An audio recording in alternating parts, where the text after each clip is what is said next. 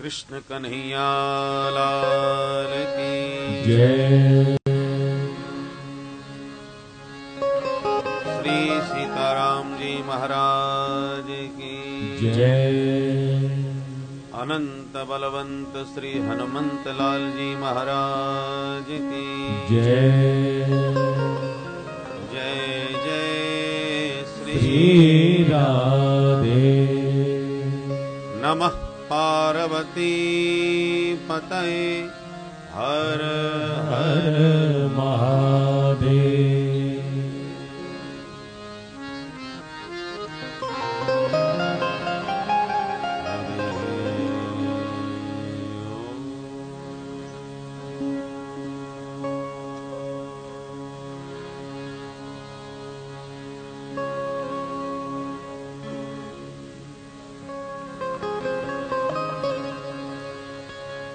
नमः परमहंसास्वादित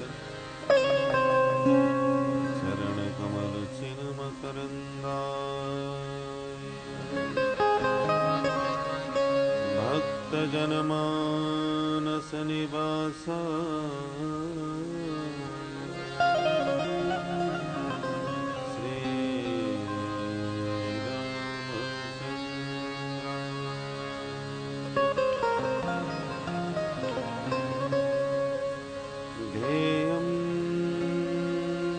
सदा परिभवग्नमभीष्टदोहम्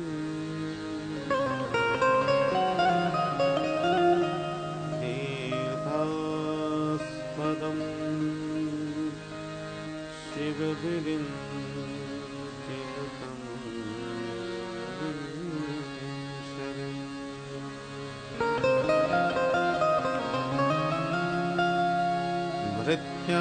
भृत्यार्तिहं प्रणतपार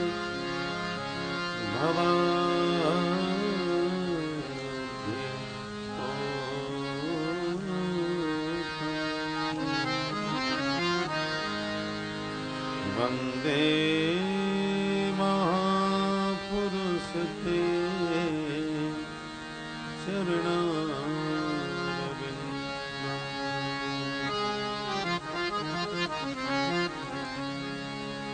बंसी विभूषित करान्नवनीरदाभा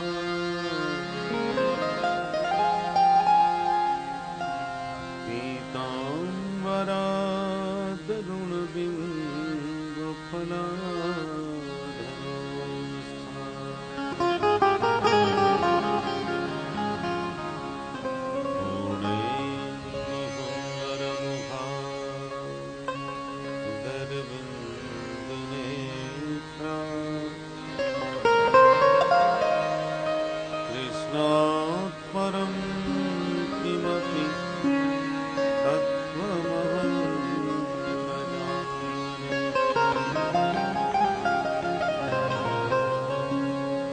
नारायणं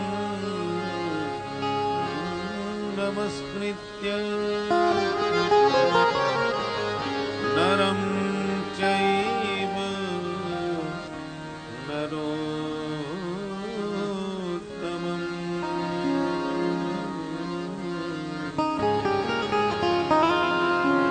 देवीं सरस्वतीं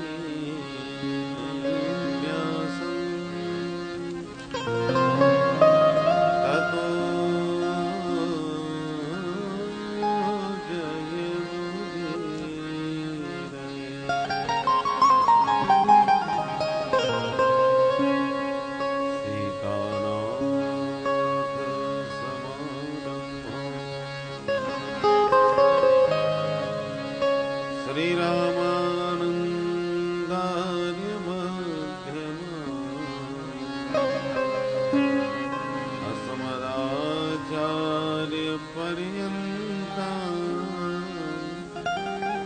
वंदे श्री गुरु परंपरा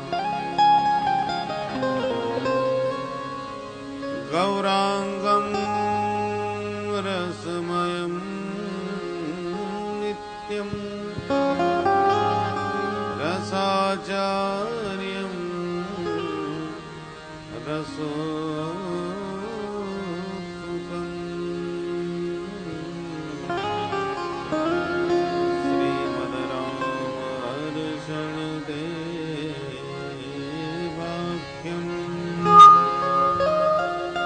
सद्गुरु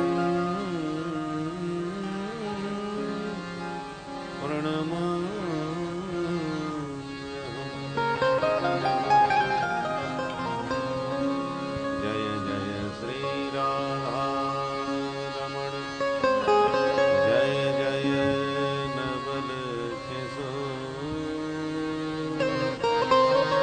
जय गोपी चित चोर प्रभु जय जय माखन चोर और वृंदावन बिहारी लाल की जय कृष्ण कन्हैया लाल की जय जय जय श्री राधे। आइए कुछ पल भगवान नाम स्मरण करके मन वाणी को पवित्र करें। श्री कृष्ण गोविंद हरे मुरारे हे नाथ नारायण वासुदेव। श्री कृष्ण गोविंद हरे मुरारे हे नाथ नारायण वासुदेव।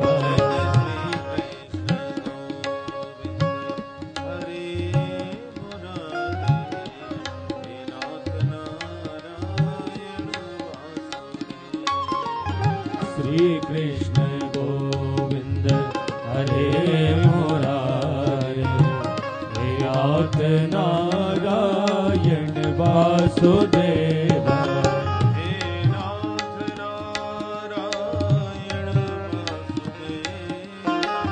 हे नाथ नारायण वासुदेव।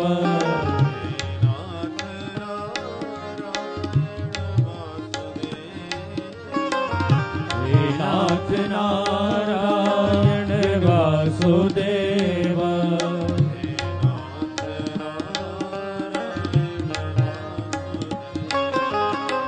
हे नाथ नारायण वासुदेव।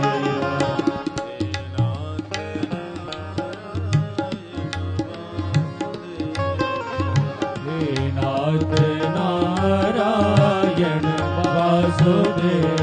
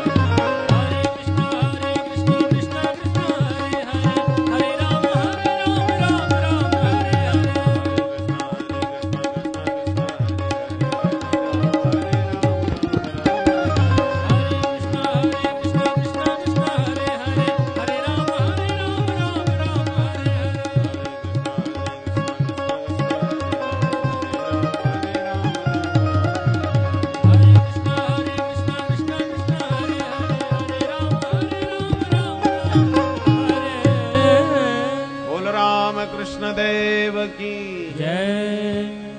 भक्त वत्सल भगवान की जय। श्री सद्गुरुदेव भगवान की जय। जय जय श्री राधे। भगवान की महद अनुकंपा से हम लोग 2020 में प्रवेश कर गए। 2020 और 2020 का ही जमाना आ गया है। और हम इस नव वर्ष में ईसवी नव वर्ष में, क्योंकि हम लोगों का तो अब पुनः भारतवर्ष का नव वर्ष आने वाला है, नवरात्रि से शुभारंभ होता है। ये ईसवी नव वर्ष है। आप निस्संदेह भगवान की कृपा के पात्र हैं, जो आपके मन में ऐसे सात्विक भाव और विचारों का उद्भव होता है। हमारे परम आदरणीय, हमारे बड़े आत्मीय श्री गोस्वामी पुंडरीक जी महाराज ने आपके विषय में हमें बताया। जैसा भगवान के बड़े रसिक प्रेमी जन हैं, तो उनको भगवान के गुणानुवादों में आप भी गोता लगवाएं। तो हम अभी यही सोच रहे थे यहाँ पर किस विषय पर चर्चा की जाए। तो पता चला कि आपका जो मन में आवे सो कहो। तो हमने सोचा अब ठाकुर जी पे ही छोड़ देते हैं कि वो चाहे जो कहलवाना चाहे वो कहलवाएं। प्यार से बोलो जय श्री कृष्ण। जय श्री राधे। जय श्री राधे। जय सिया राम। जय सिया राम। यहाँ पर कन्हैया भी बैठे हैं और राम जी भी बैठे हैं। तत्वतः दोनों में कोई भेद भी नहीं है। राम कृष्ण दो एक हैं, अंतर नहीं निमेष। अंतर कहाँ है? इनके नयन गंभीर हैं और उनके चपल विशेष। बस आंखों में ही थोड़ा सा अंतर है। राम जी हमारे मर्यादा पुरुषोत्तम हैं और ये कन्हैया हमारे लीला पुरुषोत्तम है। इसलिए थोड़ा सा स्वभाव में अंतर है, स्वरूप में कोई अंतर नहीं है। सामले दोनों ही हैं। दोनों के स्वरूप में किंचित भी कोई भेद नहीं। इसलिए गोस्वामी जी राम जी के अनन्य उपासक राम भक्त गोस्वामी तुलसीदास जी महाराज घूमते वृंदावन में पहुंच गए। और वृंदावन में जाकर के जब कृष्ण कन्हैया के दर्शन किए तो बड़े खुश हुए। उनके मन में तो कोई भेदभाव था ही नहीं। यदि भेद होता तो कन्हैया के मंदिर में क्यों घुसते? तो मालूम था ये बांके बिहारी का धाम है, कन्हैया का ही साम्राज्य है। तो वो अभेद दृष्टि रखते थे, इसलिए वृंदावन गए। और उनके मन में कोई अंतर नहीं था, इसलिए गोविंद के मंदिर में गए। पर जब प्रणाम करने लगे तो किसी ने व्यंग कर दिया गोस्वामी जी पर, महाराज आपके राम जी 12 कला के अवतार हैं और हमारे कृष्ण कन्हैया 16 कला संपन्न हैं। इसलिए आखिरकार आपको भी कन्हैया के चरणों में आना ही पड़ा। तो गोस्वामी जी को अच्छा नहीं लगा। इन्होंने हमारे राम जी को हल्का आंक लिया। बोलो जय सिया राम। जय सिया राम। अरे भाई 12-16 का चक्कर इसलिए है क्यों राम जी सूर्य वंश में प्रकट भये हैं और कन्हैया हमारे चंद्र वंश में प्रकट हैं। चंद्रमा 16 कला के होते हैं और सूर्य भगवान 12 कला के होते हैं। सूर्य की 12 राशि,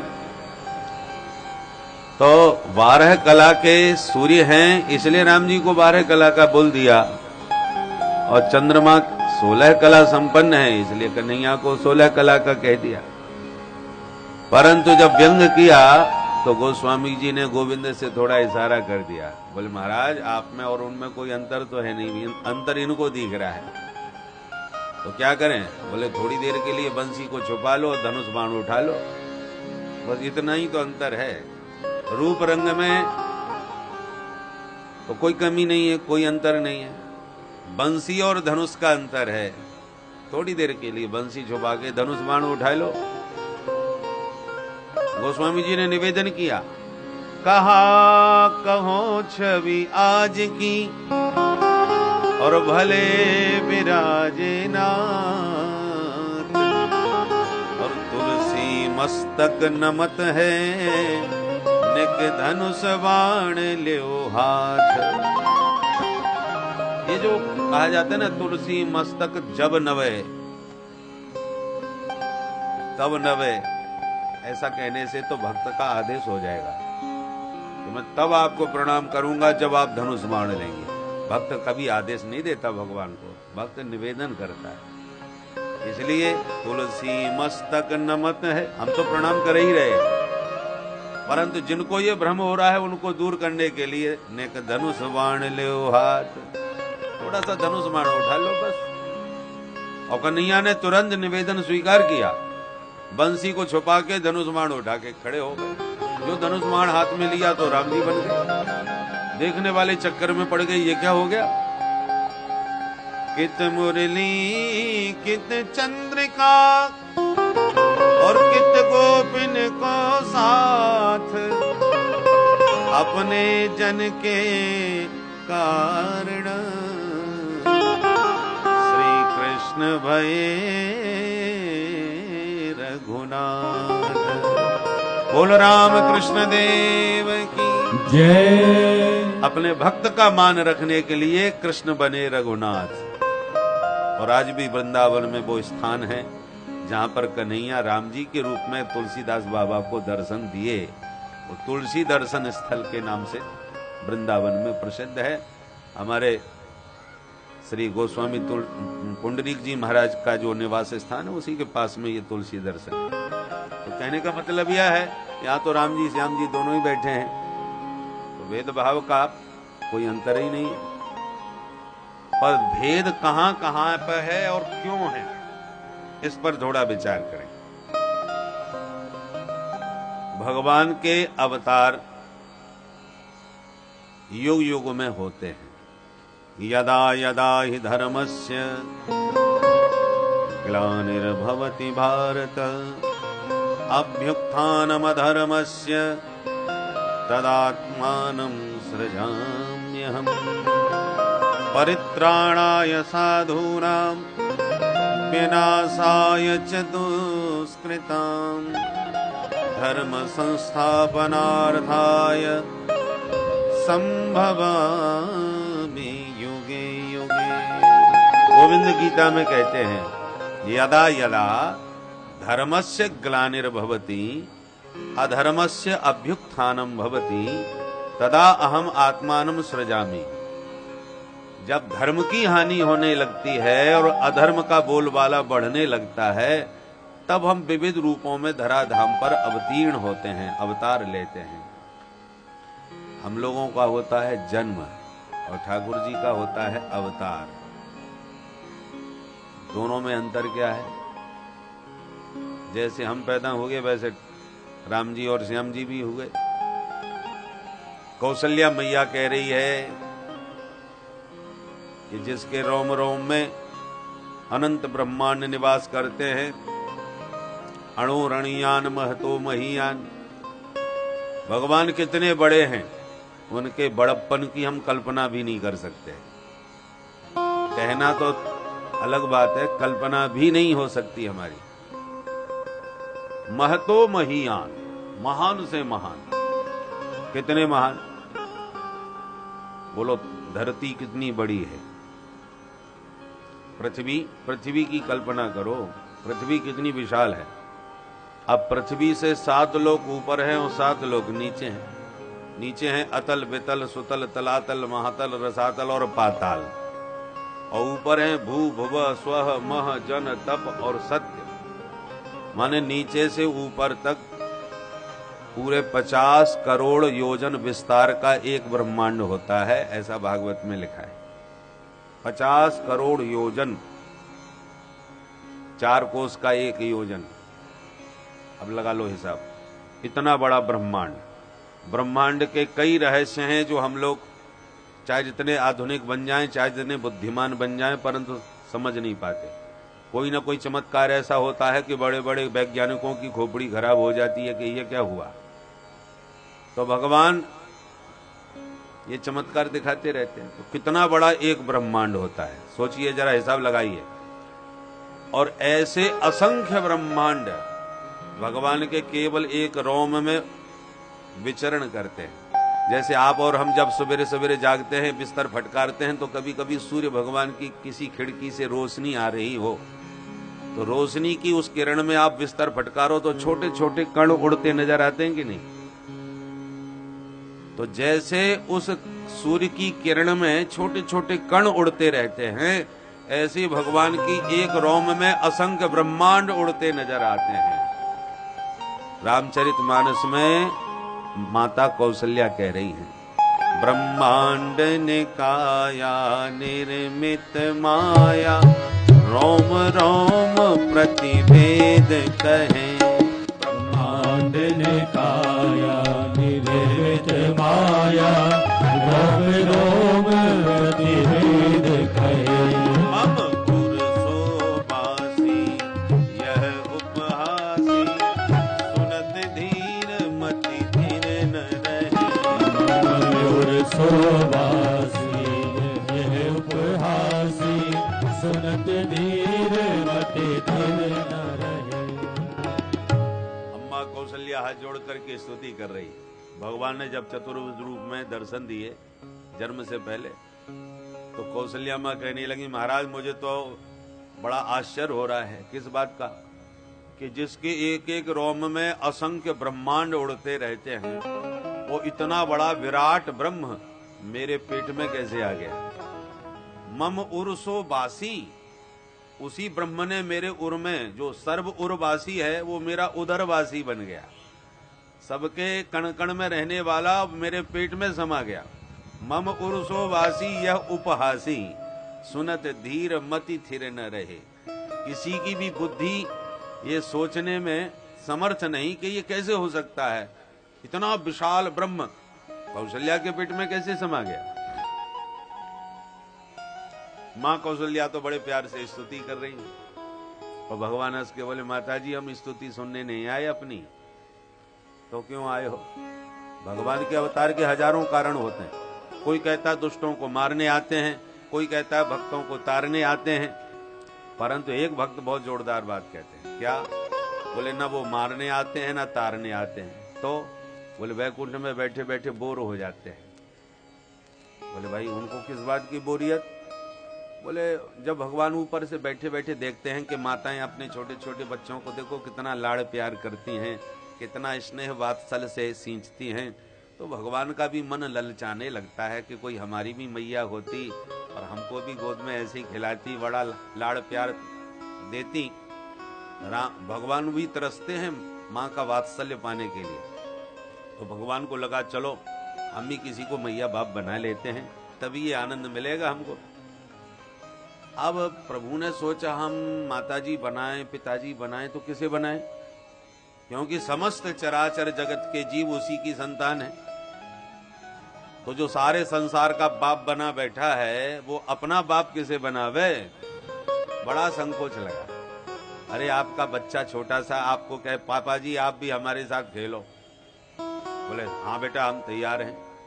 अब बच्चे आपके साथ खेलने लगे हैं, आप या बच्चों के साथ खेलने लगो, और वो कहें पापा जी आज आपको इस खेल में हमारा बेटा बनना पड़ेगा, आपको हमसे पापा कहना पड़ेगा। तो बोलो आप राजी हो जाओगे? राजी भली खेल में हो भी जाओ तो भी शर्म तो लगेगी बेटे से पापा बोलने में। ये कल का बच्चा हमको अपना बेटा बना रहा है, खेल में ही सही, तो भी शर्म तो लगती है, संकोच तो लगता है। तो भगवान को भी थोड़ी लज्जा लगी कि हम सारे जगत के बाप हैं, सारे संसार के पिता हैं, अब हम अपना बाप किसे बनाए भाई, किसको पापा जी बोले। तो शर्म के मारे भगवान ने अवतार तो लिए पर बाप किसी को नहीं बनाया, ना मैया ना बाप।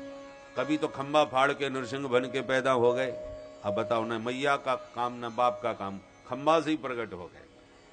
तो कभी ब्रह्मा जी की छींक से ही बराह बन करके प्रकट हो गए, कभी कछुआ बन के प्रकट हो गए, कभी मछली बन के प्रकट हुए। ये 24 अवतारों में सब आते हैं। और मैया बाप का कहीं नाम सुना? कच्छप भगवान के मैया बाप कौन? मत्स्यावतार में भगवान के मैया बाप कौन है? वराह भगवान के मैया बाप कौन? नरसिंह भगवान के मैया बाप कौन? कोई नहीं, बिना मैया बाप के ही आगे। परंतु अवतार लेते लेते थोड़ा संकोच कम हो गया और मन में सोचा ऐसे अवतार लेने से कोई आनंद नहीं आता, बिना माँ बाप के क्या सुख, तो चलो अब की बार मैया बाप बना ही लेते हैं। पहली बार जब अदिति कश्यप जी ने तप किया और मनु शत्रुपा ने तप किया, मनु शत्रुपा ने तप करके जब कहा चाहूं तुम ही समान सुत प्रभु सन कवन दुराव, सरकार आप इतने प्यारे लग रहे हो कि हमारा तो मन हो रहा है कि आप ही हमारे बेटा बन जाओ। परंतु कहना तो यही चाह रहे थे कि आप हमारे बेटा बन जाओ, चाहूं तुम ही, जैसे कहा मैं तुम ही को चाहता हूं। भगवान बोले क्या कहा? सो बेचारे घबरा गए कि नाराज ना हो जाए कि हमको बेटा बनाना चाहते हो। सो तुरंत तुम ही कह करके जब लगा कहीं नाराज ना हो जाए तो समान कह दिया, चाहूं तुम ही समान, तुम ही समान सुत। मैं बेटा तो चाहता हूं पर तुम्हारे जैसा चाहता हूं। कहना तो यही चाह रहे थे कि तुम ही को बेटा बनाना चाहता हूं, पर नाराज ना हो जाएं, सारी संसार के बाप हैं तो हम इनको बेटा कैसे कह दें। सो डर के मारे कह दिया चाहूं तुम ही समान सुत, तुम्हारे जैसा बेटा चाहता हूं। तो भगवान को हंसी आएगी। अरे मनु महाराज, हम जैसे तो हम ही हैं, हमारे जैसा दूसरा हम कहां ढूंढने जाएंगे? और मान के चलो हमारा जैसा कोई दूसरा मिल भी गया तो हम उसे मनाएं कि भैया तुम उनके बेटा बन जाओ, ये तो झंझट वाली बात है। पहले तो हमारे जैसा कोई है नहीं, मिले तो उसको मनाना पड़ेगा तुम्हारा बेटा बनने के लिए। इसलिए चक्कर में न पड़ो, हम ही तुम्हारे बेटा बन करके आए जाते हैं। पहली बार भगवान विधिवत पुत्र बने और अदिति और कश्यप जी को पिता मान करके उनके पुत्र वामन रूप में आए। पहले मैया बाप बने, वामन रूप में जब प्रकट भये, किंतु जब बलि के दरवाजे भिक्षा मांगने गए और भिक्षा में 3 लोक मांग लिए 3 चरण में, और जब नापने लगे और विराट रूप दिखाया तो मैया बाप भी हाथ जोड़ के खड़े हो गए, हे भगवान, जो हमारा बेटा बना ये तो सारी दुनिया का बाप है, पूरे ब्रह्मांड को 2 पैरों में नाप डाला इसने। तो बोलो, जब इतना पुत्र का जो विराट रूप देख लेगा फिर उसे गोद में लेके लाड़ प्यार करेगा क्या? मैया बाप ही हाथ जोड़ के खड़े हो गए, ये तो सारी दुनिया का बाप है। तो भगवान को लगा अरे मैया बाप पहली बार तो बनाए, उसमें भी आनंद नहीं आया, क्योंकि जब मैया बाप हाथ जोड़ेंगे तो क्या बात सल देंगे आपको। तो भगवान को लगा अब की बार खूंटी पर टांग करके पूरे ऐश्वर्य को प्योर बेटा बनेंगे, पक्के बेटा बनेंगे जैसे संसार के होते हैं। तो पहली बार कौशल्या जी के सामने बेटा बनने का मन बना करके भगवान आए, पर चतुर्भुज रूप में जब प्रकट होकर के आए तो मैया तो स्तुति करने लगी। माता पुनि बोली सोमति डोली, माने कहा कि प्रभु आपने ये जो विराट रूप दिखा दिया, जो चतुर्भुज रूप में आप मेरे सामने आए हो, तो मैं तो आपकी स्तुति ही करूंगी। भगवान बोले ना ना माता जी, स्तुति सुन सुन के कान पक गए हमारे, वैकुंठ में बैठे बैठे अपनी महिमा ही तो सुनते रहते हैं। जो आता है चतुरानन ब्रह्मा या पंचानन शंकर, सबके सब हाथ जोड़ के वेद मंत्रों से स्तुति गा गा करके हमको रिझाते रहते हैं। महिमा सुन सुन के, प्रशंसा सुन सुन के कान पक गए हमारे, तो अब क्यों आए हो? बोले अब तो चाहते हैं कि आप हमारे कान खींचें, लाड़ प्यार भी करें और थोड़ा चपत भी दिखाएं। माताओं का ऐसा ही होता है, सबसे ज्यादा प्यार करती हैं बच्चों को, पर सबसे ज्यादा पिटाई भी खूब करती है। जो प्यार करता है ना, उसी को पिटाई करने का अधिकार होता है। बच्चों से लाड़ प्यार भी खूब करेंगी मैया, और जब मूड खराब हो जाए तो जम के बरसात भी कर देती हैं थप्पड़ों की। पर माँ के मारने में भी बड़ा प्यार होता है। हाथ तो लंबा चौड़ा उठाती है, मारते समय केवल धक्का लगाती है। जितना जोर का हाथ उठाती है उतना जोर का मारती थोड़ी है। अन्यथा कोई मैया अपने बच्चे को मार रही हो और आप कहो माता जी तुम रहने दो, हम देखते हैं इसको, और तुमने कहीं एक थप्पड़ जड़ दिया उसके बच्चे में, तो वो तुम पर भिड़ जाएगी। तेरे बाप का खाता है जो तुमने हाथ उठा दिया, नाराज हो जाएगी, लड़ने को तैयार हो जाएगी। अरे आप तो मार रही थी, मैंने एक मार दिया तो क्या हुआ? बोले मैं मारूं या कुछ भी करूं, वो मैं बाकी मैया हूं, तू मारे में बारो कौन होए। दूसरा कोई मारे या हाथ भी उठा दे तो मैया लड़ने को तैयार है, वो कुछ भी कर सकती है। तो मां जितना प्यार करती है उतना खूब अच्छी तरह से शिक्षा देने के लिए हाथ भी उठाती है। तो भगवान बोले माता जी मैं आपसे आपका बेटा बन के आया हूं ताकि आप मुझे खूब लाड़ प्यार करो और मेरे कान भी खींचो। ये स्तुति सुन करके तो मेरे कान पक गए, मुझे अपनी प्रशंसा नहीं सुनना। मां ने मुस्कुरा के कहा प्रभु क्षमा करना, यदि आपको मां का वात्सल्य पाना था तो बेटा बन के आना था। आप तो पूरे पिताजी बन के खड़े हो, चार चार हाथ लगाए, शंख चक्र गदा पद्म धारण किए। अब ऐसे अजूबे पुत्र को कौन मां अपना वात्सल्य देगी? क्षमा करें महाराज, यदि आपको मां का प्यार चाहिए तो पहले ये चार हाथ वाला रूप हटाइए और असली बेटा बन के आइए। माता पुनि बोली सोमती डोली, तजहु तात यह रूपा। माता पुनि बोली सोमती डोली, तजहु तात यह रूपा। शिशु लीला अति प्रिय शीला, यह सुख परम अनुपा। जय शिशु लीला अति प्रिय शीला, यह सुख परम अनुपा। सरकार कीजिए शिशु लीला, तजो यह रूपा। इस रूप को छोड़िए और नन्हे से लाला बन के आइए, फिर देखिए मैं आपको कितना दिव्य स्नेह प्रेम वात्सल्य प्रदान करती हूँ। भगवान बोले माता जी हम कई बार बेटा बन चुके हैं, हमको बेटा बनना आया ही नहीं, इसलिए अब की बार आप जैसा कहोगी हम वैसी बेटा बनेंगे। माने का वो मैं सिखा देती हूँ, बताओ। माने का सबसे पहले ये दो हाथ गायब करो, ये जो चार चार हाथ लगा रखे हैं ना, ये दो ही रहने दो, दो को गायब कर दो, क्योंकि ये चार हाथ वाले बन के पैदा हो गए, पूरी मीडिया टूट पड़ेगी घर पे कि ये अजूबा कौन पैदा हुआ है। इसलिए जैसे बच्चे होते हैं वैसे बनो। ठीक है ठीक है। भगवान ने तुरंत दो हाथ गायब कर दिए। बोले अब ठीक है, और बताओ। माने कहा भी ये जो शंख चक्र गदा ले रखे हैं वो सब फेंको बाहर। बच्चे कोई लाठी बंदूक लेके पैदा होते हैं क्या? जो शंख चक्र गदा पद में लिए खड़े हो ये सब फेंको बाहर करो। भगवान ने कहा ठीक है, ये भी कर दी। और बताओ। माने कहा ये जो कपड़े लत्ते पीताम्बर आदि धारण कर रखे इनको भी उतार के फेंको। बच्चे कोई कपड़े पहन के पैदा थोड़ी नहीं होते हैं, जैसे होते हैं बालक संसार में वैसे ही आपको होना पड़ेगा। तो जैसा जैसा माँ बोलती गई वैसे वैसे भगवान करते गए। तजो यह रूपा, तो सारा रूप त्याग दिया और नन्हे से शिशु बन के प्रकट हो गए और मुस्कुरा के बोले माता जी अब तो पक्का बेटा बन गया, जैसा कहा वैसा ही होना। माँ ने कहा वो तो ठीक है, परंतु अभी थोड़ी सी कमी है। अब क्या कमी रह गई? माँ ने कहा ये मुस्कुराना बंद करो, थोड़ा रोना चालू कर दो। भगवान बोले हम पर कौन सा संकट आ गया जो हम रोवे? हमें क्या कष्ट है, क्यों रोवे? माने का तुम्हें तो कोई कष्ट नहीं, आप तो सच्चिदानंद रूप हो, और संसार का तो ऐसा ही नियम है, बच्चा पैदा होते ही रोता है, और यदि न रोवे तो घर वाले रोने लग जाते हैं। इतनी देर हो गई अभी तक बच्चा रोया क्यों नहीं? घर वाले सब परेशान हो जाएंगे यदि बच्चा पैदा होते ही न रोवे तो। भगवान ने कहा बड़ा विचित्र संसार है, पैदा होते ही रुलाता है, रोना पड़ता है। तो चलो भैया संसार का नियम है तो हम रो लेते हैं। तो सुन बचन सुजाना रोदन ठाना, कोई बालक सुरभूपा।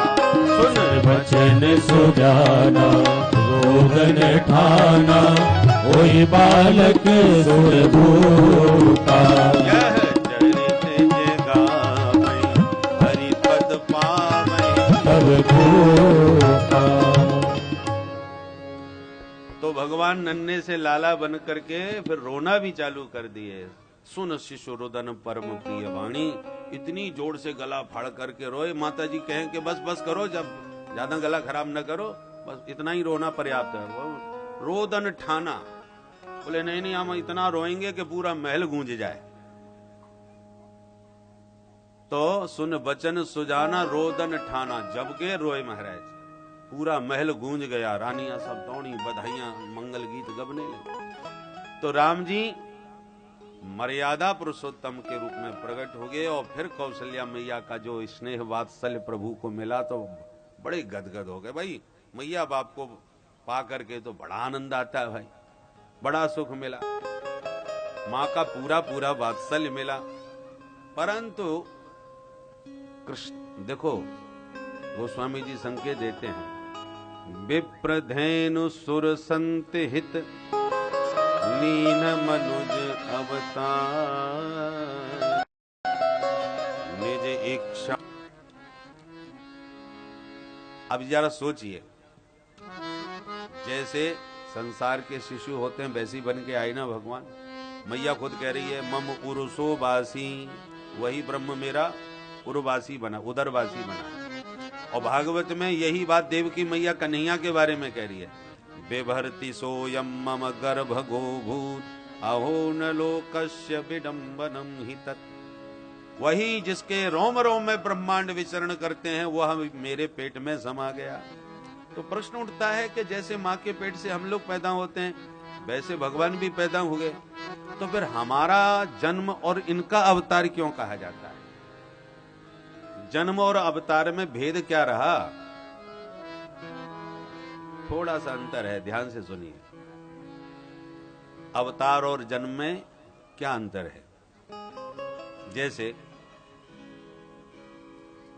एक व्यक्ति गलती से कुएं में गिर पड़ा। अब गिरने के बाद जब चोट लगी, घबराया, चिल्लाया, भैया बचाओ, भैया बचाओ, जोर जोर से चिल्ला रहा था।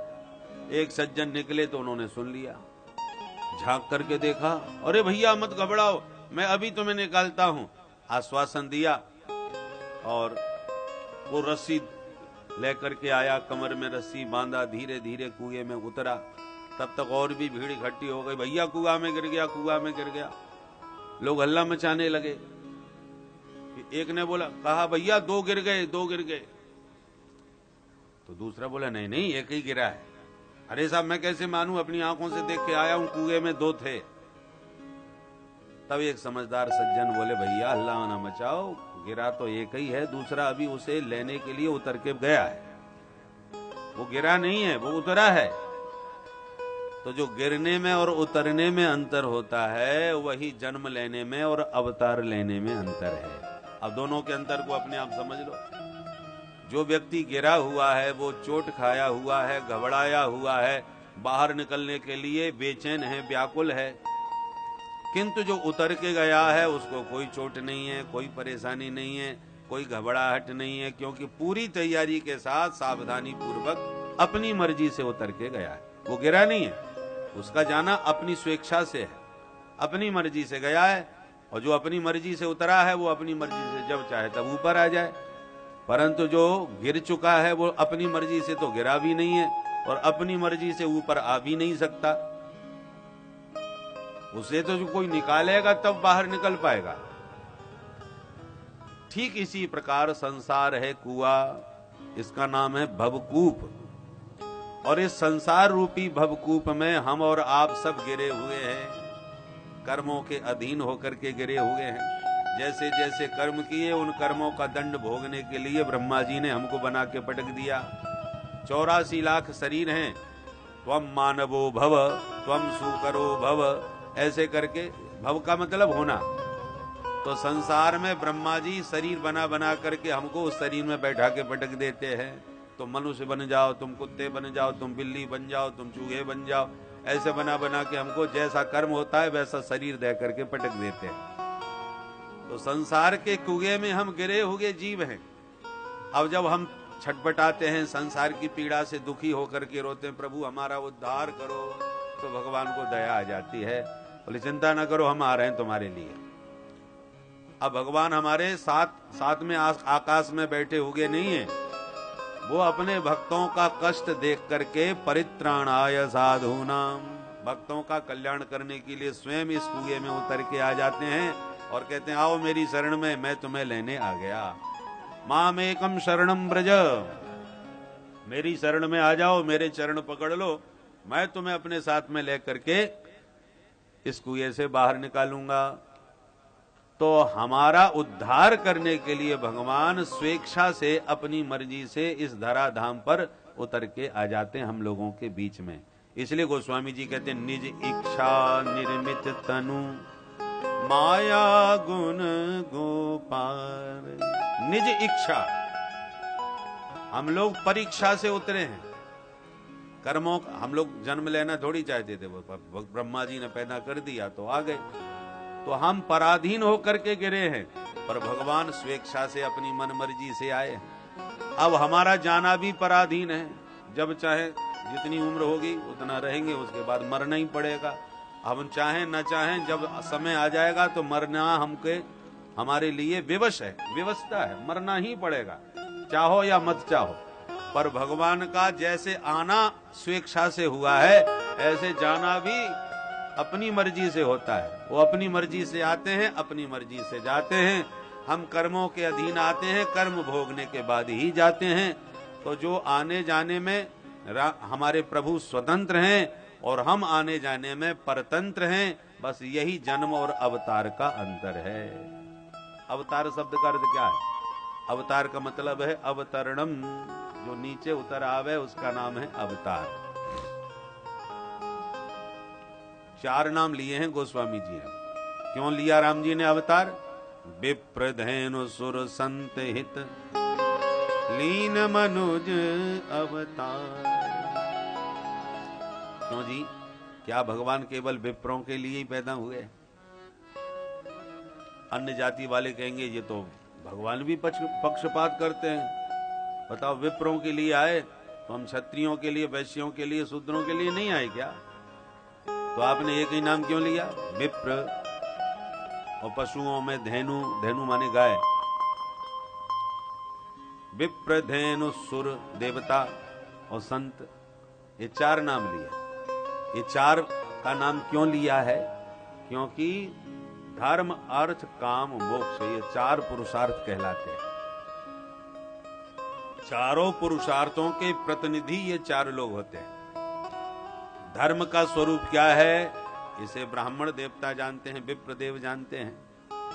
इसलिए धर्म का प्रतिनिधित्व करने वाले विप्र होते हैं। और अर्थ माने संपदा, संपत्ति, धन संपदा का प्रतिनिधित्व करने वाली गौ माता होती है। और तीसरा पुरुषार्थ काम, कामनाओं की पूर्ति करने वाले सुर होते हैं, देवता। और मोक्ष का मार्ग प्रशस्त कराने वाले होते हैं संत। तो धर्म, अर्थ, काम, मोक्ष, विप्र, धैनु, सुर और संत, तो ये 4 हैं। 4 जो हैं पुरुषार्थ चतुष्टय के प्रतिनिधि हैं, प्रतिनिधित्व करने वाले हैं, इसलिए इन 4 का नाम लिया। मनुष्य जीवन पा करके यदि आपने 4 पुरुषार्थों में से एक भी सिद्ध नहीं कर पाया, तो आपका हमारा जीवन उसी प्रकार व्यर्थ है जैसे बकरी के गले का स्तन। बकरी के गले में भी 2 स्तन लटके रहते ना, वो किसी काम के नहीं होते, केवल देखने के होते हैं। ऐसी मनुष्य शरीर मिला और जीवन सार्थक नहीं किया, धर्मार्थ मोक्ष कुछ भी प्राप्त नहीं किया, तो जीवन उस बकरी के गले के स्तन के समान व्यर्थ है। धर्मार्थ काम मोक्षाणाम यस्यैकोपि न विद्यते अजागलस्तनस्यैव तस्य जन्म निरर्थकम्। इसलिए मनुष्य शरीर में धर्म, अर्थ, आज क्या है, हम लोगों ने धर्म और मोक्ष को किनारे कर दिया, केवल अर्थ और काम के पीछे पड़े हुए।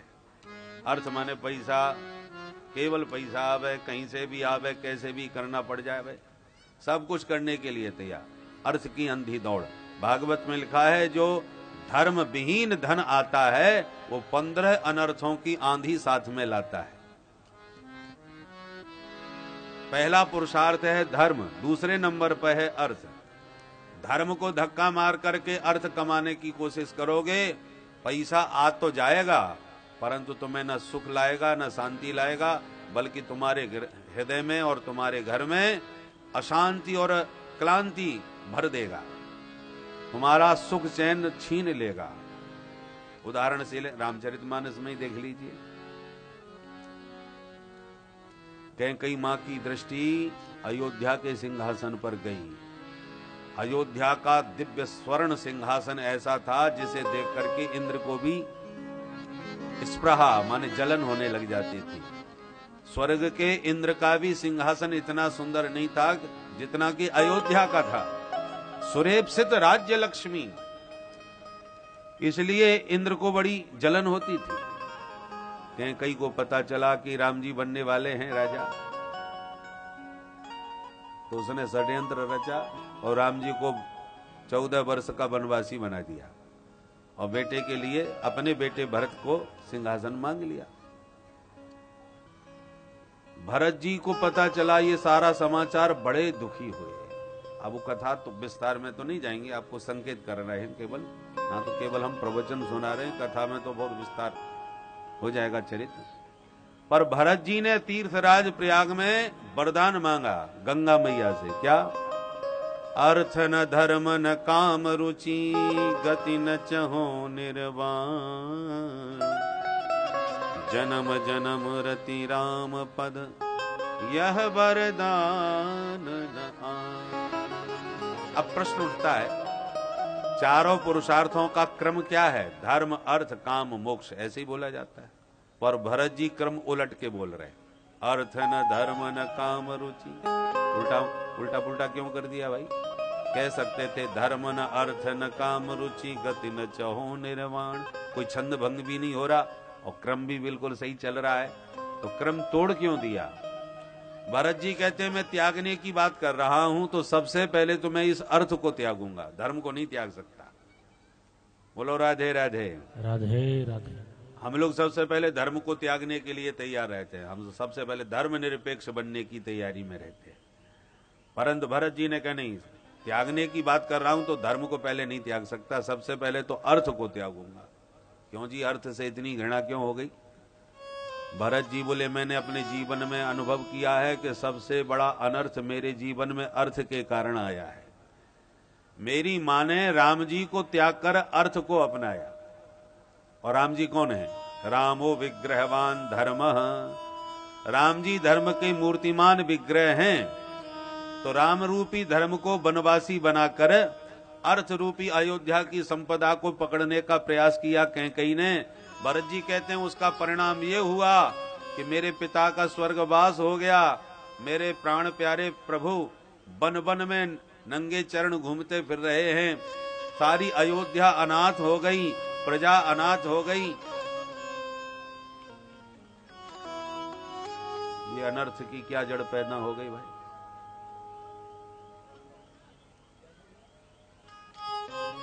अच्छा, ये भी कोई अनर्थ आ गया।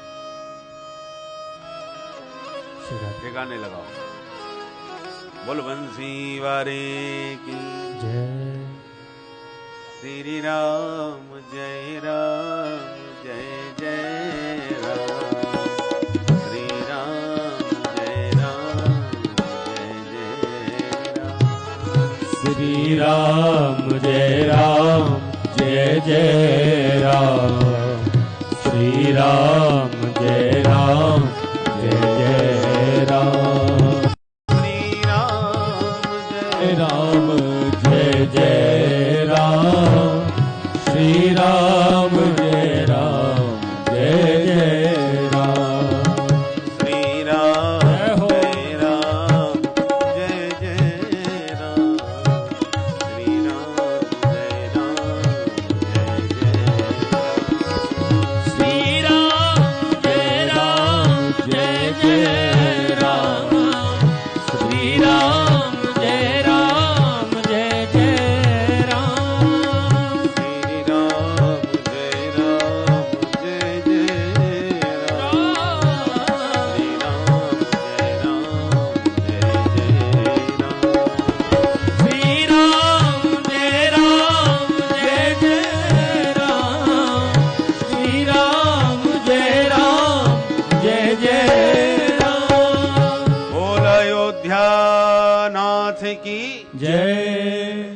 जी कहते हैं रामो विग्रहवान धर्म, राम जी धर्म के विग्रह हैं, उनको धक्का मार के मेरी माताजी ने अर्थ पर हमला किया तो अयोध्या में अनर्थ ही अनर्थ छा गया। अयोध्या का मतलब जहां कभी युद्ध होता ही नहीं है, अवध, इसलिए उसको अवध कहते हैं, वहां किसी का कोई वध करता ही नहीं है। तो जो अवध था, अयोध्या था, आज उसमें कितना भयंकर अशांति और क्रांति सबके जन जन में व्याप्त हो गई। ये सब क्यों हुआ? अर्थ के कारण हुआ। भरत जी कहते हैं ऐसा अर्थ हमको कभी नहीं चाहिए जिसने मेरी अयोध्या में इतना बड़ा अनर्थ पैदा कर दिया। तो कहने का तात्पर्य यह है कि धर्म, अर्थ, काम, मोक्ष, इन चारों पुरुषार्थों की सिद्धि जरूर करो, पर क्रम से करो। पहले धर्म पर विचार करो, फिर अर्थ से हाथ लगाओ। पुराने जमाने में लोग कहते थे अरे भैया अपन को ऐसा पैसा नहीं चाहिए, ऐसा पैसा आएगा घर बर्बाद कर देगा, संतान दूषित कर देगा, हमें पाप की कमाई बिल्कुल नहीं चाहिए। लोग इतना पाप से डरते थे, धर्म विरुद्ध धन से हाथ नहीं लगाते थे। और आज 24 घंटे इसी जुगाड़ में घूमते रहते हैं कि कब 2 नंबर का माल मिले। 1 नंबर का तो है ही है, 2 नंबर का कैसे मिलेगा। बहुत से लोग तो कोई पहाड़ों को खोदता फिर रहा है, कोई कहीं खोदता फिर रहा है, पता चल जाए कि यहाँ माल गड़ा है, रात रात भर खुदाई करते हैं महाराज। तो कहने का मतलब यह है कि पहले धर्म पर विचार करके फिर धन से हाथ लगाते थे। आज सीधा केवल धन चाहिए, वो धर्म अनुकूल हो या धर्म प्रतिकूल हो, इससे कोई मतलब नहीं। उसी का कारण है आज धन की किसी के पास कमी नहीं है, पर किसी के घर में भी शांति नहीं है। बोलो राधे राधे।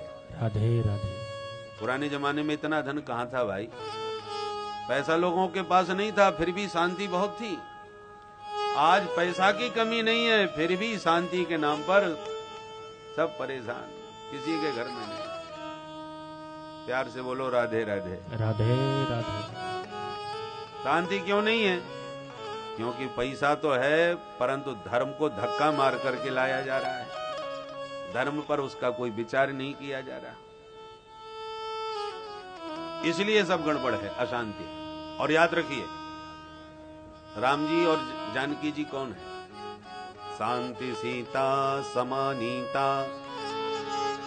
जानकी जी शांति का स्वरूप हैं और राम जी हमारे जो आनंद सिंधु सुख राशि, जो आनंद सिंधु सुख राशि, जो आनंद सिंधु सुख राशि, जो आनंद सिंधु सुख राशि, श्री करते त्रैलोक सुवासी, श्री करते त्रैलोक सुवासी, सो सुख धाम राम अस नामा, सो सुख धाम राम अस नामा, अखिल लोक गायक विश्रामा, अखिल लोक गायक विश्रामा, मंगल भवन अमंगल हारी, मंगल भवन अमंगल हारी,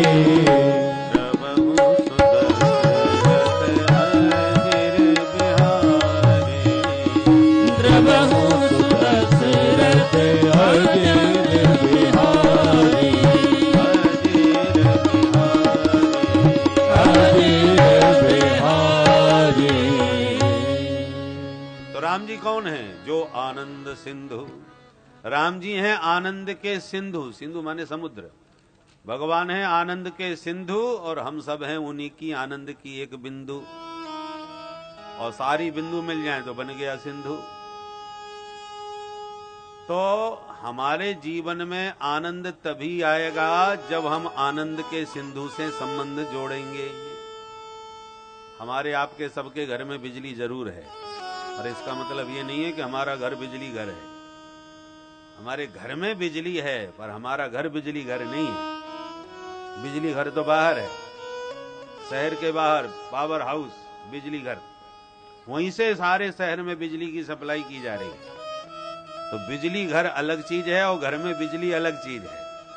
तो भगवान है आनंद के सिंधु और हम हैं उस सिंधु की बिंदु। माने भगवान बिजली के पावर हाउस हैं और हमारे घर में बिजली कब है? जब पावर हाउस से हमारा कनेक्शन फिट है। वहां से कनेक्शन कट हो जाएगा तो बिजली गायब। उसी प्रकार हमारे जीवन में आनंद तभी आएगा जब आनंद सिंधु से हमारा कनेक्शन फिट रहेगा।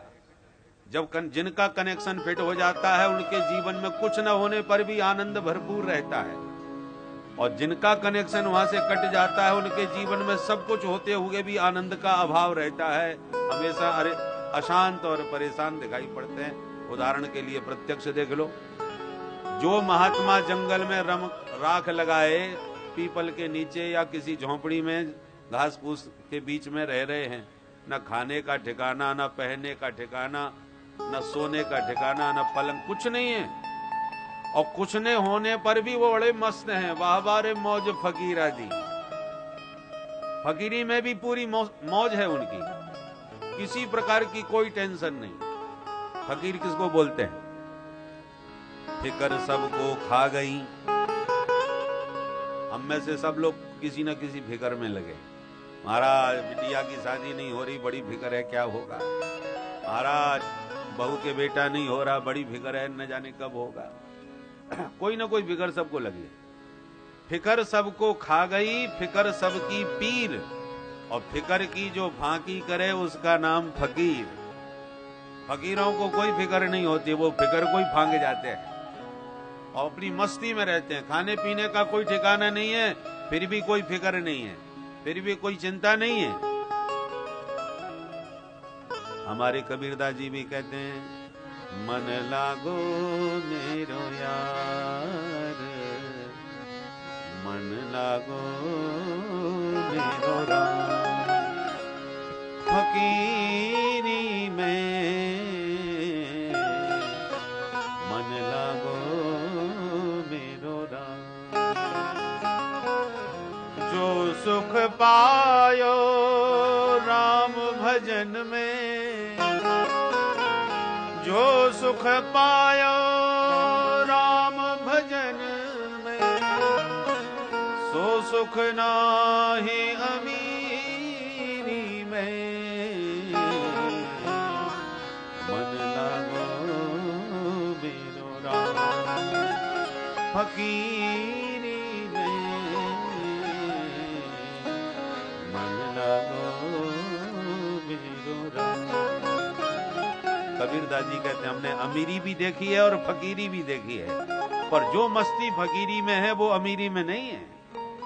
अमीरों के पास धन की कमी नहीं है, फिर भी शांति नहीं है, और फकीरों के पास कुछ भी नहीं है, फिर भी शांति की कोई कमी नहीं है।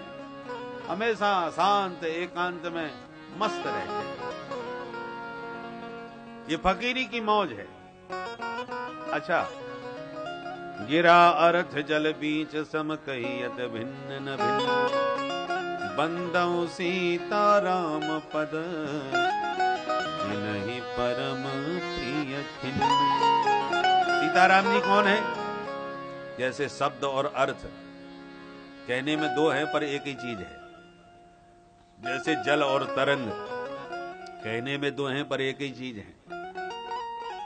जैसे पानी से तरंग अलग नहीं, जैसे शब्द से अर्थ अलग नहीं, जैसे चंद्रमा से चांदनी अलग नहीं, जैसे सूर्य से किरण अलग नहीं, जैसे दूध से सफेदी अलग नहीं, जैसे पुष्प से गंध अलग नहीं, ऐसे ही सीताराम राम जी से जानकी, जानकी जी से राम जी बिल्कुल भी अलग नहीं, एक ही तत्व हैं। एक ज्योतिर्भवे द्वेधा, ब्रह्म की एक ज्योति के दो प्रकाश हैं। इन्हीं को सीताराम जी कहो, इन्हीं को राधे श्याम जी कहो, इन्हीं को गौरी शंकर कहो, इन्हीं को लक्ष्मी नारायण कहो, कुछ भी कहो, ये कहने में दो हैं पर तत्वतः एक हैं। वागर्थावेव संप्रक्तौ वागर्थ प्रतिपत्तये जगतः पितरौ वंदे पार्वती परमेश्वरौ। सबका एक ही स्वरूप है।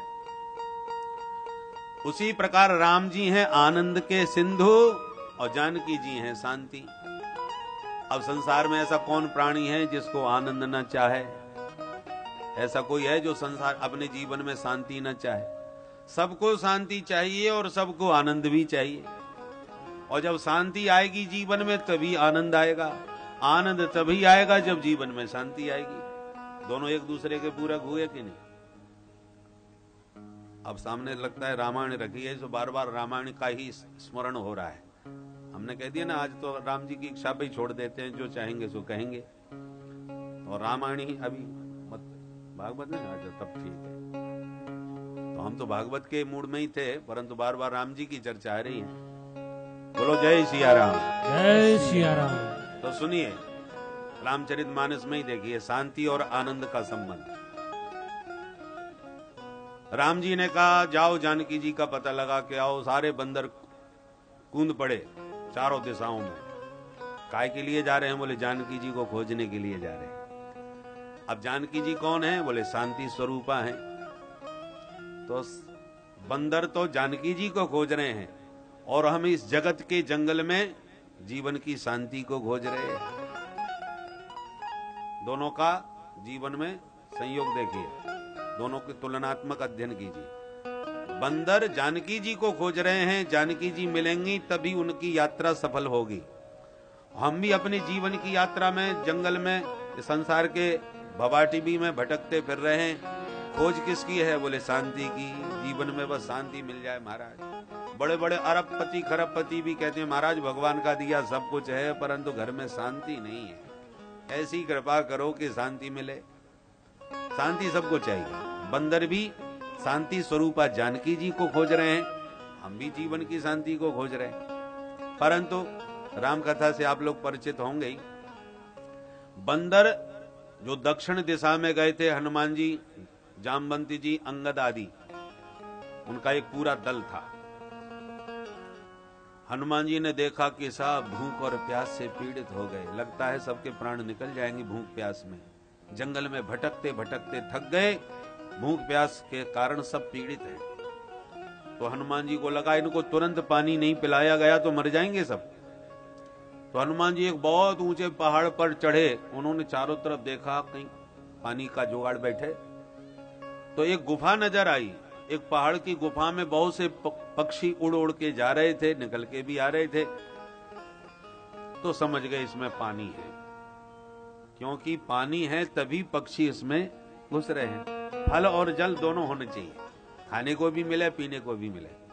हनुमान जी बोले चलो चलो, मिल गई गुफा, इसी में मिलेगा जल। तो सब बंदर भालुओं को लेकर के गुफा के द्वार तक पहुंचे। पहले कथा का संकेत कर दें, फिर अपने जीवन से जोड़ के बताते हैं। गुफा के द्वार पर पहुंच गए। आगे आगे अंगद जी जा रहे थे, पीछे पीछे हनुमान जी। कोई बंदर भालू रह ना जाए पीछे, इसलिए पीछे से पवन सुत चल रहे थे। परंतु जब द्वार तक पहुंच गए तो अंगद जी से कहा घुस जाओ अंदर, इसी गुफा में फल जल सब कुछ मिलेगा। अंगद जी बोले हम तो नहीं घुसेंगे। क्यों? बोले अंधेरा ही अंधेरा है चारों तरफ। कोई बंदर घुसने को तैयार नहीं, क्योंकि अंधेरी गुफा में डर लगता है कि भगवान जाने कौन बैठा हो। अंगद जी से कहा आप तो सेना के नेतृत्व करने वाले हैं, आपको पहले घुसना चाहिए, हम लोग सब पीछे पीछे आपके। अंगद जी बोले हमारे खानदान के लिए गुफा ठीक नहीं है। हमारे घर में जो संग्राम हुआ इस गुफा के चक्कर में ही हुआ। और कथा से आप परिचित ही हैं। बाली मय सुत के पीछे भागा और वो राक्षस गुफा में घुस गया, बाली भी घुसने लगा तो सुग्रीव पीछे पीछे भागा आ रहा था। सुग्रीव से कहा तुम रुकना, हम अभी उसे मार के आते हैं, और जब तक लौट के ना आवे तब तक यहीं रहना, और 15 दिन तक यदि ना आऊं तो लौट जाना। मास दिवस कहूं एक पखवाड़ा कह दी, एक पखवाड़ा माने एक 15 दिन एक पक्ष। सुग्रीव अपनी व्यथा सुनाते हुए राम जी से कहते हैं महाराज उसने तो केवल 15 दिन की कहा था, मैं तो 1 महीने तक बैठा रहा। मास दिवस में रहो खरारी और निसरी रुधिर धारते हैं भारी। 1 महीने के बाद खून का फव्वारा गुफा के भीतर से निकला तो मैं बुरी तरह डर गया, मुझे लगा कि मेरे भैया को मार डाला, अब वो राक्षस मुझे भी आके मार डालेगा। तो मैंने लंबा चौड़ा एक पहाड़ उठा करके गुफा के द्वार पर धर दिया ताकि वो निकल ना पावे। सिला देह तह चले ऊपर आई, पत्थर मैंने दरवाजे पर रख के भागे आया। फिर क्या हुआ? बोले हम जैसे ही आए नगर में तो मंत्री ही बिनु देखा बिनु साई, मंत्रीपुर देखा बिनु साई, तो दीने हूं मोर राज बरी आई। जब देखा कि कोई नहीं है, राजा तो मारे गए बाली, तो अब चलो इन्हीं को राजा बना दो। तो महाराज मैंने बहुत मना किया, मुझे नहीं चाहिए कुर्सी पर, मुझे जबरदस्ती सिंहासन पर बैठा करके मेरा राज्याभिषेक कर दिया। लक्ष्मण जी हंसने लगे सुन के। राम जी बोले हंस क्यों रहे हो, इसमें हंसने की क्या बात थी? बोले हमें इस बात पे हंसी आ रही है कि ये कह रहे हैं कि हमको जबरदस्ती राजा बना दिया। ये सत्ता लोलुप लोग न ऐसे ही बोलते हैं कि हमें कुर्सी की जरूरत नहीं, हम तो समाज की थोड़ी सेवा करना चाहते हैं, यदि आप हमको सेवा का अवसर देंगे तो हम भी कुछ आपकी सेवा कर सकेंगे। असली अर्थ यह है कि मन में तो कुर्सी पर बैठने की इच्छा होती है, पर सेवा के नाम पर बैठते हैं। भगवान बोले नहीं नहीं ऐसा नहीं, सब लोग ऐसे नहीं होते। जब वो कह रहे हैं ना, उन्होंने थोड़ी मांगा था, वो तो जबरदस्ती दीने हूं मोय राज बरी आई, जबरदस्ती मुझको राजा बना दिया, वो थोड़ी बनना चाह रहा था। बोले महाराज जिसका मन नहीं होता उसे कोई नहीं बैठा सकता। और एक कहावत है, मन मन भावे मुड़ी हिलावे। जिसके मन में होता है वो बहाना ढूंढता रहता है। या जबरदस्ती राजा बनने वाले होते तो भरत जी को अयोध्या के सिंहासन पर क्यों नहीं बैठा दिया? भरपूर कोशिश करी पूरे अयोध्या के नर नारियों ने, पर भरत जी तो सिंहासन पर नहीं बैठे। तो जो नहीं बैठना चाहता उसे कोई नहीं बैठा सकता, परंतु जहां सत्ता लोलुपता होती है वो केवल बहाने ढूंढते रहते हैं। भगवान बोले अच्छा ठीक है सुनो। फिर क्या हुआ? बोले साहब हम जैसे ही बैठे, पहले वो तो ये देखो, लक्ष्मण जी मन में सोच रहे हैं ये कैसा भाई है कि 15 दिन तक दरवाजे पर बैठा रहा, और जब रक्त का फब्बारा निकला तो मान के चलो इसने यही सोचा हो कि मेरे भैया को मार डाला। तो भाई का खून देख करके भाई का खून भड़कना चाहिए कि नहीं? तो उसने मेरे भाई को मार डाला, उसको मैं जिंदा नहीं छोड़ूंगा, निकलने दो बाहर। उसके सुग्रीव के रक्त में उबाल आना चाहिए था। सो पत्थर रख करके भगे और आया। कितना कायर है, ऐसा भाई होता है कोई? अच्छा आ करके कहता फिर मेरे को जबरदस्ती सिंहासन पर बैठा दिया। ये देखो कितनी झूठ बात कहता है। और ऐसे व्यक्ति को मित्र नहीं बनाना चाहिए। भगवान बोले नहीं नहीं पहले उसकी पूरी बात सुनो। फिर क्या हुआ? बोले साहब बाद में पता चला कि वो तो राक्षस मरा था, बाली भैया तो जिंदा था। वो जब निकल के आया उसने मेरे को सिंहासन पर जब बैठा देखा, उसका मूड खराब हो गया, मेरे को इतना बुरा मारा। और रिपुसम मोह मारे से अति भारी, हर लीने सर्वस और नारी, ताके भय रघुवीर कृपाला सकल भुवन मो फेरहूं बेहाला। मेरे भाई ने मुझे बुरी तरह मारा, मेरी पत्नी को भी छीन लिया, मार मार के घर से निकाल दिया। उसी के डर के मारे मैं भटकता फिर रहा हूं, पर यहाँ सांप बस आवत नहीं। यहाँ पर ऋषिमुख पर्वत पर उसे सांप लगा है, वो कभी आता नहीं है, इसलिए मैं उसके डर के मारे यहाँ रहता हूँ। ये कथा सुनाई सुग्रीव ने। तो वही प्रसंग याद कर रहे हैं अंगद जी कि सारा झगड़ा हमारे चाचा और पिताजी में इसी चक्कर में हुआ था, गुफा के घुसने में, इसलिए मैं तो नहीं घुसूंगा। हनुमान जी बोले तो सब पीछे हटो, हम घुसते और हमारे पीछे पीछे आओ। और हनुमान जी ने जब प्रवेश किया तो सारे बंदर उनके पीछे पीछे अंधेरे में भी घुसे चले गए। और जो भीतर प्रवेश किया तो एक ऐसा दिव्य प्रकाश गुफा के भीतर से प्रविष्ट होकर के प्राप्त हुआ, जिसका नाम था स्वयं प्रभा। स्वयं प्रभा नाम की एक दिव्य तपस्विनी बैठी हुई थी, जिसके तेज से पूरी गुफा एकदम प्रकाशवान हो रही थी। उसने सब बंदर भालुओं का स्वागत किया और कहा खूब चकाचक फल खाओ, खूब प्रेम से शीतल जल पियो, प्यास बुझाओ, मैं तुम्हें जानकी जी का मार्ग दिखाने का मार्ग प्रशस्त करती हूँ, मैं रास्ता दिखाऊंगी। खूब चकाचक फल खाए और जल पिया, और फिर स्वयं प्रभा ने कहा आंख बंद करो। और जैसी आंख बंद करी तो सारे बंदर अपने आप को समुद्र के किनारे बैठे हुए पाए। जानकी जी की प्राप्ति का मार्ग दिखा दिया। और जैसी स्वयं प्रभा ने कहा आंख बंद करो तो सबने आंख बंद करी। हनुमान जी ने कहा फालतू आंख बंद क्यों करें, आंख बंद करना ही है तो राम जी का ही ध्यान कर लें। सो हनुमान जी ने आंख बंद करते ही राम जी का ध्यान किया, ध्यान लगाते ही समाधि लग गई। सो प्रेम से आनंद में आंख बंद किए, समाधि में बैठे रहे। कब समुद्र के किनारे आ गए पता ही नहीं चला। और जब गीध ने कहा मेरे को इतना आहार मिल गया, सबको खा जाऊंगा, तो सबरे बंदर भालू घबराए लगे। अब वाह मरण सत्य हम जाना, अब तो मरना पक्का है। हनुमान जी को पता नहीं, वो ध्यान में बैठे हैं। खैर अंत में जब ये निर्णय हुआ कि जो सागर पार करेगा वही जानकी जी को प्राप्त कर पाएगा। हनुमान जी ने कुछ सुना ही नहीं था, वे तो ध्यान में बैठे थे। जब देखा कि सब घबरा रहे हैं कि कैसे जाएं समुद्र पार, और हनुमान जी चुप्पी साधे बैठे हैं, तब जामवंती जी ने ध्यान से देखा ये बैठे हैं कि समाधि लगाए हैं। जब ध्यान से देखा, इनकी समाधि तब से लगी थी जब से आंख बंद करी थी, इसलिए इन्होंने कुछ नहीं सुना कि कहां पहुंच गए और क्या हो रहा है। जब जामवंत जी ने हिला करके समाधि तोड़ी, का चुप साध रहे हो बलवाना, ये चुप्पी साधे तुम काय क्यों बैठे हो, ये ध्यान समाधि का समय नहीं है, इस समय जानकी जी के खोज में हम लोग निकले हुए हैं, इसलिए जरा अपना बल प्रताप स्मरण करो और काम के लिए अभियान में आगे बढ़ो। जैसी राम काज लग तब अवतारा, सुनते भयो पर्वताकारा। सोई हनुमान जी जाग गए और तुरंत अपने बल स्मरण में स्थित हो गए। ये तो रही राम कहानी। अब ये राम कहानी का हमसे जरा संबंध क्या है उसको जोड़ करके और देख ले।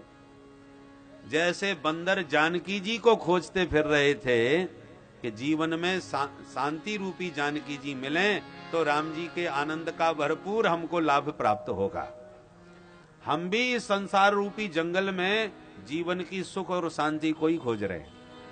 भगवान राम सुख रूप है, सो सुख धाम राम अस नामा। राम जी सुख धाम है, जानकी जी शांति स्वरूपा है। शांति जीवन में मिलेगी तभी सच्चा सुख हमें प्राप्त होगा, तभी भरपूर आनंद हमारे जीवन में आएगा।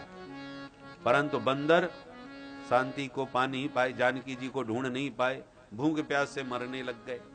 संसार में सब भूखे हैं, हनुमान जी को खाने वाले ही मिले, खिलाने वाला कोई नहीं मिला। पहले बंदर भूख से परेशान थे, हनुमान जी जब समुद्र पार करने लगे तो सुरसा खाने के लिए आ गई और मैं खा जाऊंगी हनुमान जी को। फिर सिंह का खाने के लिए आ गई और फिर लंकिनी खाने के लिए, मोर आहार जहां लग चोरा, मैं चोरों को खाती हूँ। सब खाने वाले हैं, संसार में सब भूखे हैं। कोई रुपयों के लिए भूखा है, कोई पद के लिए भूखा है, कोई प्रतिष्ठा के लिए भूखा है, कोई परिवार के लिए भूखा है, कोई प्रेम के लिए भूखा है। सब भूखे हैं, किसी न किसी को किसी न किसी चीज की भूख है। तो बंदर भी भूखे थे, परंतु गुफा के द्वार पर हनुमान जी लेके पहुंच गए और कहा भीतर घुसो तो आपकी भूख प्यास मिटेगी। ये गुफा क्या है? अंतर्मुखी गुफा। जब तक आप अपने हृदय की गुफा में अपने ही भीतर नहीं घुसेंगे तब तक न शांति मिलेगी और न आनंद मिलेगा, न सुख मिलेगा। हनुमान जी ने कहा भीतर घुसो। सब बंदर बोले हम तो नहीं घुस सकते, हम भी कहां अपने भीतर घुसना चाहते। किसी से भी कहो ध्यान लगाओ तो आंख बंद करेंगे, अंधेरा ही अंधेरा नजर आएगा, सो घबराहट और होने लगती है। कोई अपने भीतर की गुफा में घुसना नहीं चाहता और शांति आपको अपने भीतर ही मिलेगी, बाहर मिलने वाली नहीं। हम शांति को बाहर खोजते फिर रहे हैं, शांति हमारे भीतर बैठी है। इसलिए कहते हैं तुम भगवान को कहां ढूंढ रहे हो, भगवान तो तुम्हारे भीतर ही घुसे बैठे हैं। भगवान भी भीतर है, सुख शांति भी भीतर है, खोज रहे हैं बाहर और भीतर घुसना नहीं चाह रहे। किसी की शोक सभा में जब कहा जाता है 2 मिनट के लिए मौन धारण करके आंख बंद करके उस मृतात्मा को शांति प्रदान करो, तो 2 मिनट के लिए जब मौन धारण करके आंख बंद करते हैं तो 2 मिनट पूरे नहीं हो पाते। कभी भी घड़ी से देखना, 1 मिनट में ही हलचल चालू हो जाती है। क्यों भैया? आंख खोलेंगे क्या, खांसेंगे या इधर उधर एक दूसरे को देखेंगे।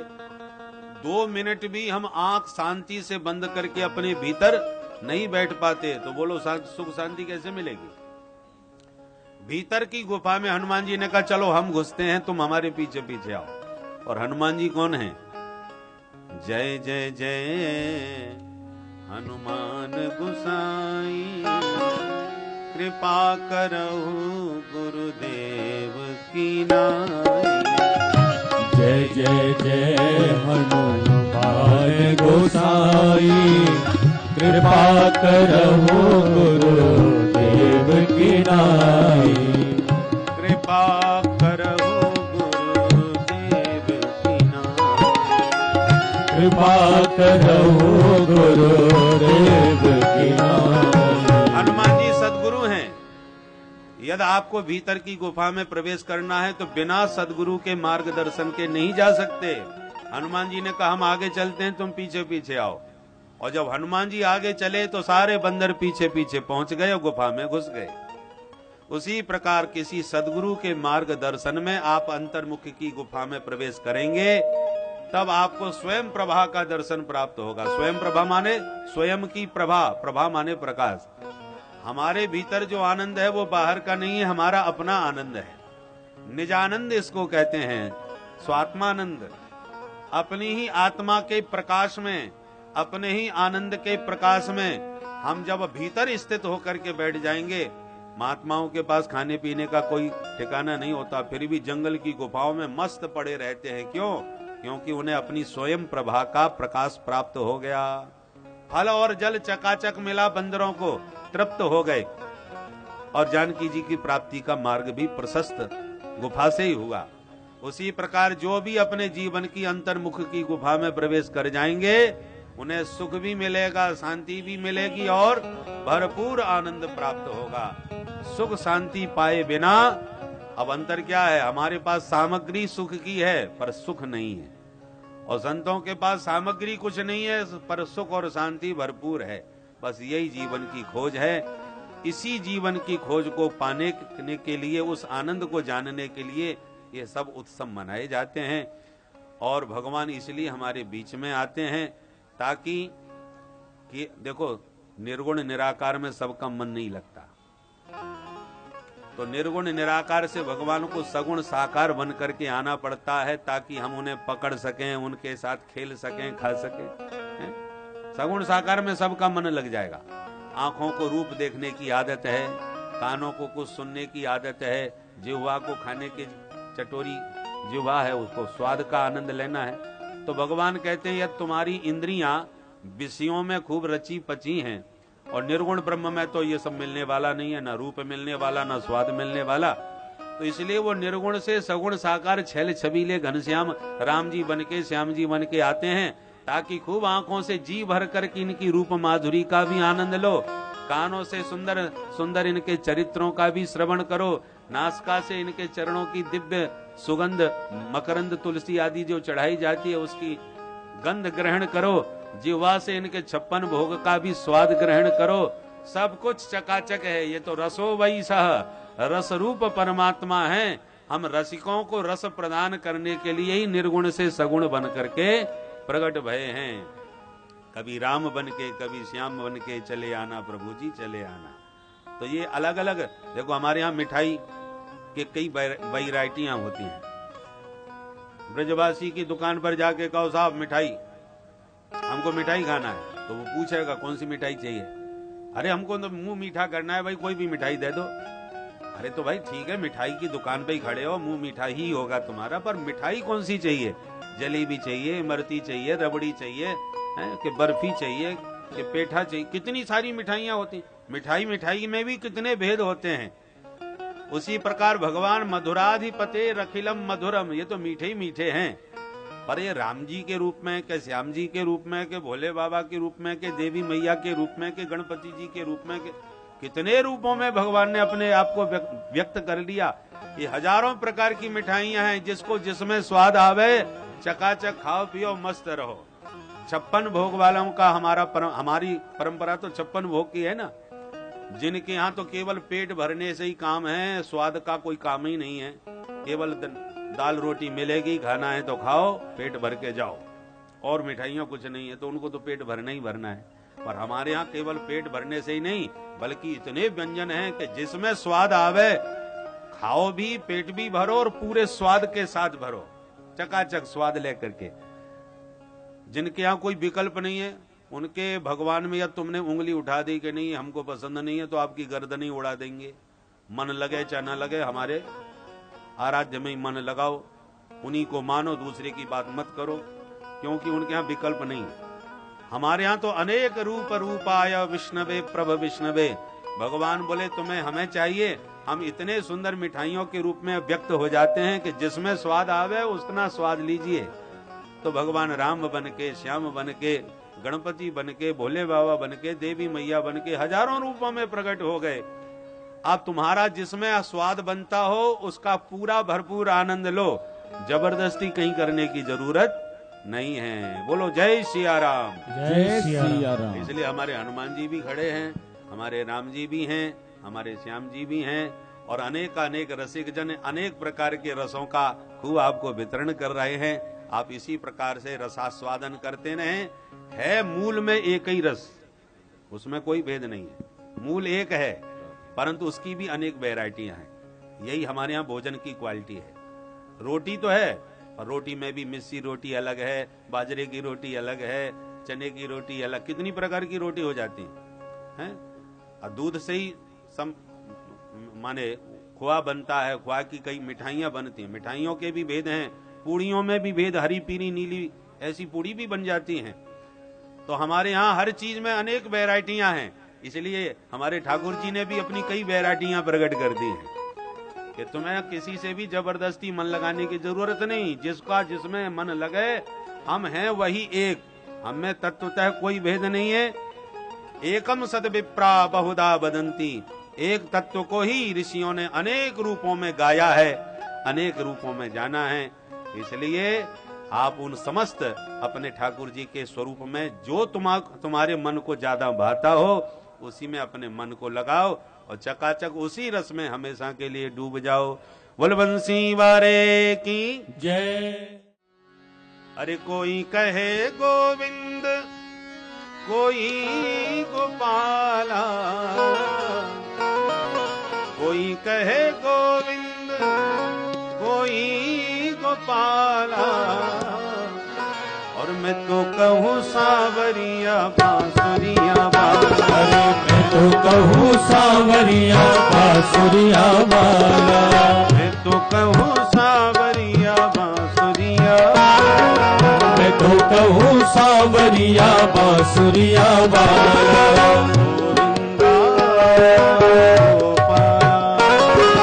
गोविंदा गोपाला, राधा ने श्याम कहा मीरा ने गिरधर, राधा ने श्याम कहा मीरा ने गिरधर, राधा ने श्याम कहा मीरा ने गिरधर, राधा ने श्याम कहा मीरा ने गिरधर, कृष्णा ने कृष्ण कहा खूब जाने नटवर, कृष्णा ने कृष्ण कहा खूब जाने नटवर, ग्वालों ने तुमको पुकारा गोपाला, ग्वालों ने तुमको पुकारा गोपाला, ग्वालों ने तुमको पुकारा गोपाला, ग्वालों ने तुमको पुकारा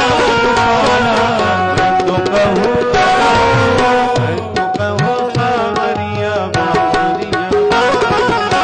तो कहूँ सावरिया बांसुरिया वाला, गोविंदा गोपाला, गोविंदा गोपाला।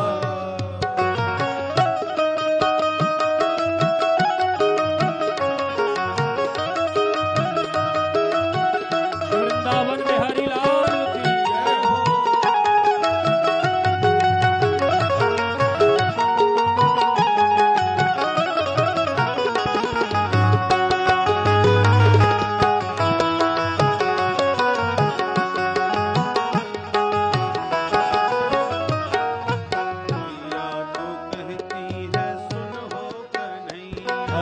मैया तो कहती है सुन हो कन्हैया, मैया तो कहती है सुन हो कन्हैया, मैया तो कहती है सुन हो कन्हैया, अरे घनश्याम कहते हैं बलराम भैया, अरे घनश्याम कहते हैं बलराम भैया, अरे सूरा की आंखों के तुम हो उजाला, सूरा की आंखों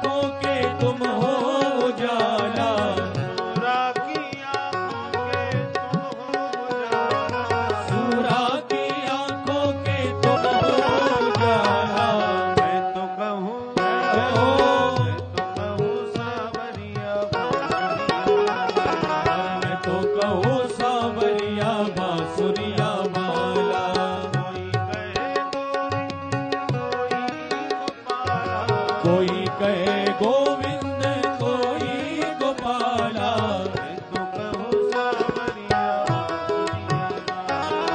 मैं तो कहूँ सावरिया बांसुरिया वाला। गोविंदा गोविंदा गोपाला।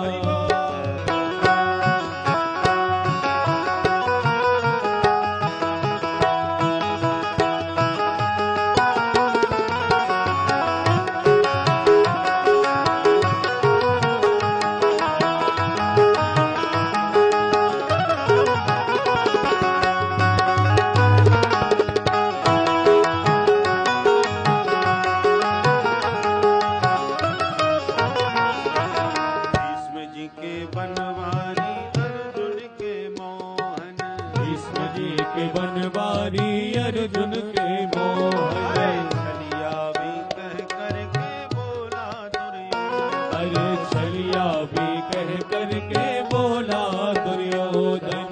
छलिया भी कह करके बोला दुर्योधन, छलिया भी कह करके बोला दुर्योधन। अरे ग्वालिनिया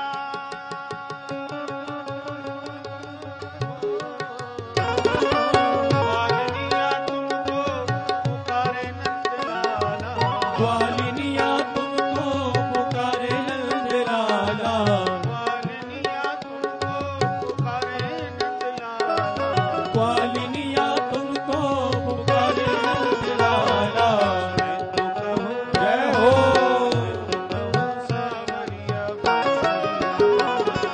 मैं तो कहूँ सावरिया बांसुरिया वाला।